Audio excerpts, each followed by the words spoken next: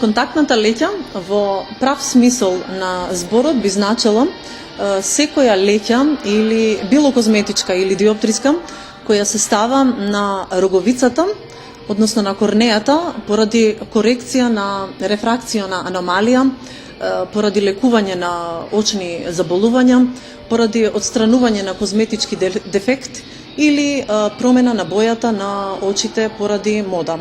Успешното носење на контактни леќи во голема мера зависи од правилно одредување на индикации, бидејќи секој поединец не е погоден за носење на контактни леќи. Успешното носење првенствено зависи од анатомијата на самиот очен апарат, од видната острина која се постигнува со очила, од професионални причини, бидејќи секоја професија не трпи поединецот да се коригира со очила, например глумци, балетани, спортисти, пејачи и така натаму, тие најчесто се коригираат со леќи. И на крај, најважното е интензитетот на мотивација, кој е пресуден фактор за успешно носење на контактни леќи. Бројни примери од пракса покажуваат, иако постои апсолутна индикација, значи дека нема никаква пречка за носење на леќи, пациентот пак не успева да се навикне ако не е доволно мотивиран. Кога сме кај диоптриски контактни леќи, би сакала да кажам дека денес постои широка палета на диоптриски контактни леќи кои многу успешно ја коригираат рефракцијската грешка не само кај млади пациенти, него и кај тие повозрасните, каде што веќе е одреден диоптер и за близина и за далечина. Тука идеално решение би биле мултифокалните или прогресивните контактни леќи. Откако ќе се фитува леќата во окото, секако дека постои првична неудобност, но со тек на времето исчезнува. Само високо мотивираните пациенти ја толерираат оваа неудобност.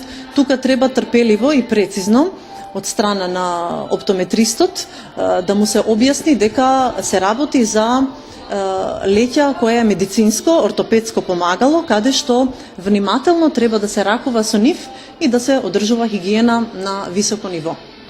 Би сакала да ги охрабрам сите кои не пробале да си ја сменат бојата на очите, тоа да го направат, бидејќи е многу просто и ставањето на леќата и отстранувањето на леќата од окото.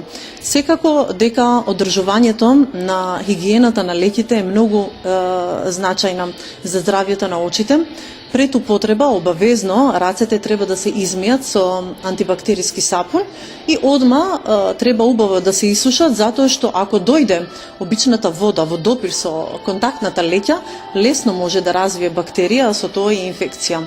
Секогаш употребувајте соодветни средства за чистење, дезинфекција и влажнење на леќата. Најдобра и најекономична исплатлива течност е течноста All in One, затоа што ги содржи сите овие три елементи. Најчестата компликација која може да дојде кај носители на козметички контактни леќи се страни ситни тела, кои доаѓаат до окото при ставање на леќата. Страното тело предизвикува иритација, солзење, гребење.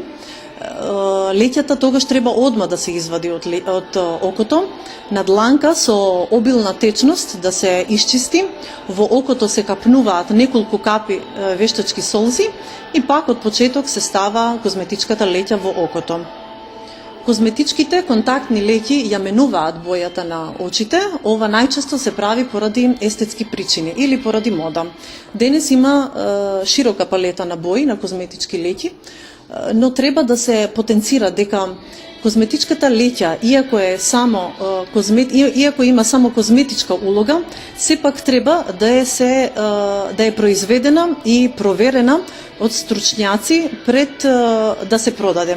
Никаде овие леќи не се купуваат по разни продавници, затоа што и самото чување на вакви леќи е многу важно за да не дојде до можни компликации.